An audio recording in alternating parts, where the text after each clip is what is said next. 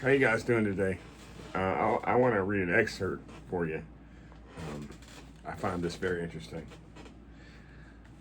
Sorry, I'm supposed to be wearing these glasses in the bright light, but in the dark it's easier to see with my regular eyes. I don't wear the sunglasses. These aren't sunglasses. These are darkly tinted lenses because my eyes are very sensitive to any kind of bright light. Something's wrong with my vitreous humor, and it's just getting harder to see. And I'm getting floaters. My eyes are always bloodshot. They always sting. So if you guys see me in these, it's not because I'm trying to be cool. It's to correct my vision and to help me avoid the bright light. The light here in Laredo is especially bright. Anyway, let me read something to you. Donald Trump slams Troy Aikman. "Sit down. You're just a broadcaster. Mind your own business." But Troy Aikman's response stunned the audience. Tensions escalated as after Troy Aikman issued a strong moral warning from his platform about what he described as a prayer for war at the White House. Earlier, a group of evangelical leaders had gathered in the Oval Office, clasped their hands in prayer for the FOOP, DT, and blessed his confrontation with Iran, an image that immediately sparked intense controversy. Aikman showed no hesitation. He firmly rejected the action with a message that quickly garnered wide attention. War is not sacred. Only peace is sacred. Because that is the true duty of leadership. After a few heavy seconds of silence, the FOOP responded sharply, asserting that he would not allow sports commentators or outside voices to interfere in U.S. national security decisions. He added that praying for the country and its soldiers excuse me, was absolutely justified and necessary. In the face of criticism, Troy Aikman did not react immediately. He simply sat upright, his hands calmly placed on the table, his gaze steady, the demeanor of a legendary leader used to high-pressure scrutiny and moral responsibility. When Troy Aikman finally spoke, his calm, professional voice carried a moral weight that seemed to freeze the entire room. The atmosphere became tense. Many present sensed that this moment had transcended ordinary political disagreement. It had become confrontation between raw power and moral conscience.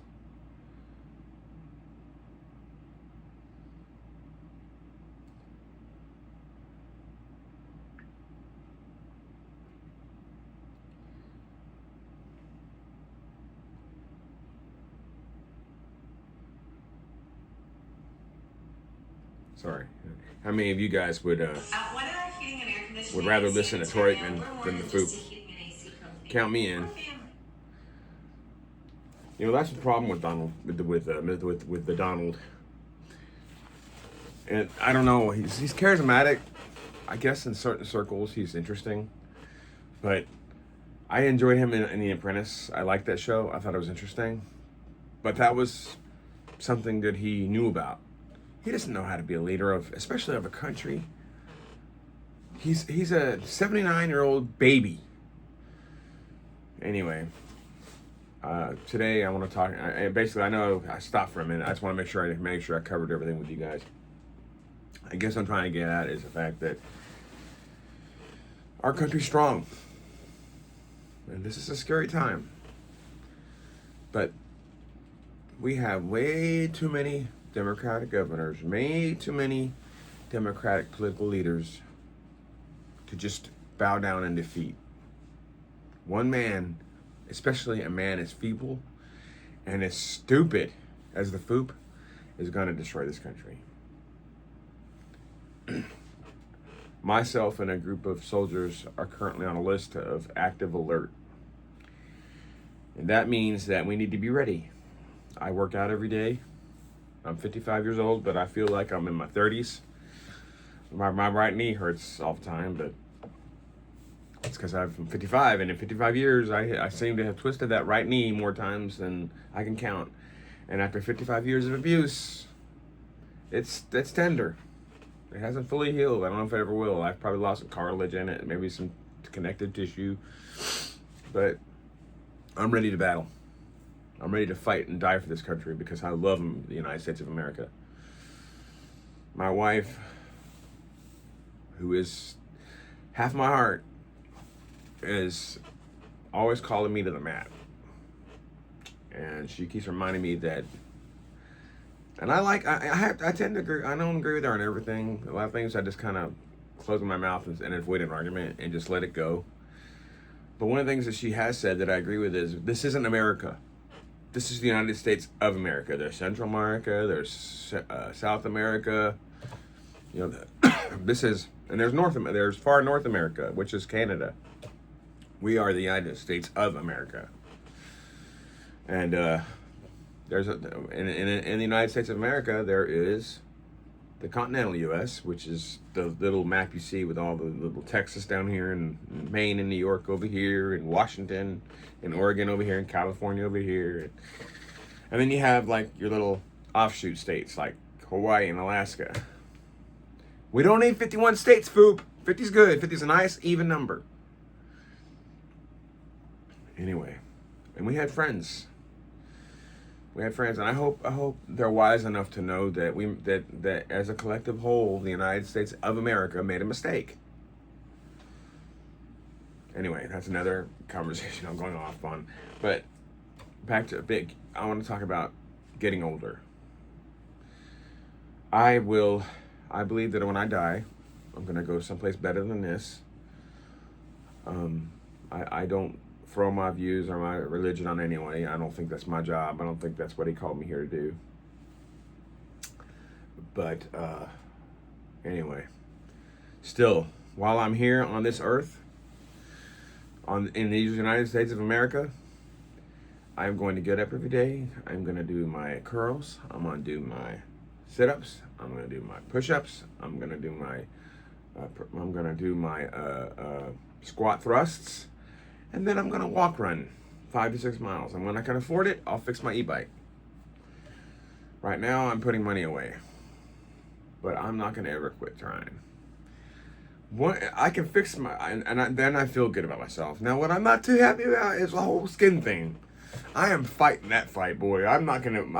I look back at my sisters at my age. And my son... He's a Navy SEAL, and he's back. He was hurt really, really bad around Christmas time, and he's finally back at work in April. Because he was almost killed. He was in a coma for a minute. No kidding. But he's a tough. My family's tough. We could take a licking and keep on ticking like the old time ads. But what I'm getting to is the skin thing. Every single day, at least once, usually twice, sometimes more than that even. I'm always I got this thing called my wife's nickname is Den. I've been calling her that since we first met.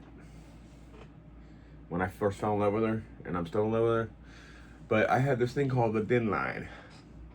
And when I've had an especially challenging day with my wife, it seems deeper and more obvious the next morning. That's right here I have the line. And every day I put this collagen and these different products that scientists have formulated to help smooth and it's not an immediate fix. There's no fountain of youth, folks. But if you're ready to battle and fight, you can slow down those wrinkles. I'm not kidding. And you can even I used to have really, really bad wrinkles around here on my neck and stuff, and they're gone.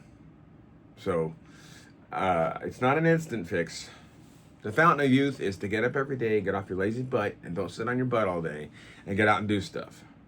You need to take 2 days a week off from cardio, okay, when you're in your 50s, because your body needs more time to heal, because you're older. And then eat right. My wife and I are pretty responsible with the way we eat. And the skin products.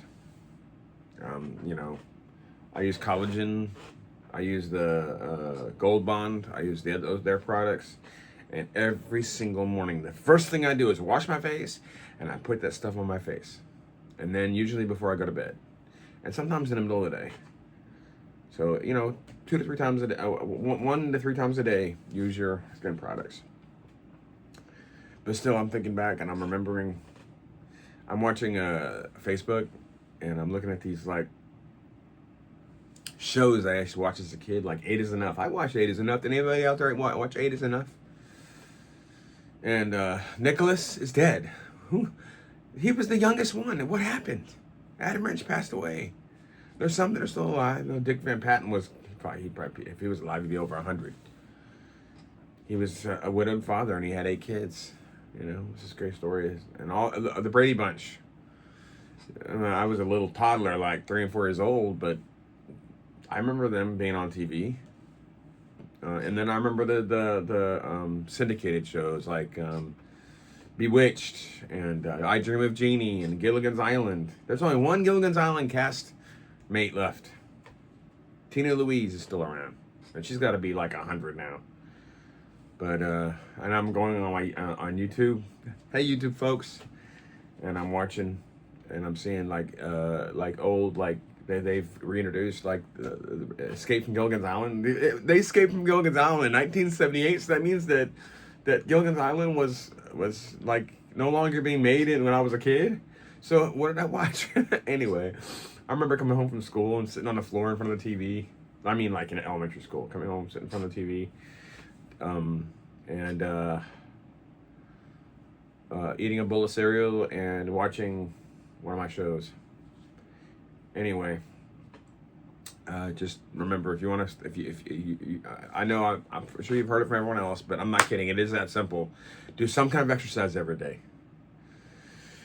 Try not to debate. If your spouse loves to argue, just let them run their mouth and just let them talk, and just listen and don't argue. Try not to. The stress is gonna make you old. Third thing is some kind of skincare.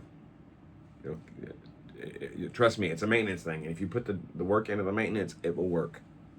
Anyway, that's about all I have for you guys for today. I really enjoy talking to you guys. I'm trying to do this every day. So I think it's important that I just keep plugging away at it. And maybe one of these days you guys will say, hey, that old man's kind of interesting. Or I like watching him make a fool out of himself. Anyway, feel free to comment. If you think I'm making a fool out of myself, if you want to add something, or if you think I'm doing a good job and you want to encourage me, please encourage me. That way I'll keep on doing what you did to encourage me. And subscribe. Have a great day, guys. And God bless you. Vote Democrat. And Jesus died for you.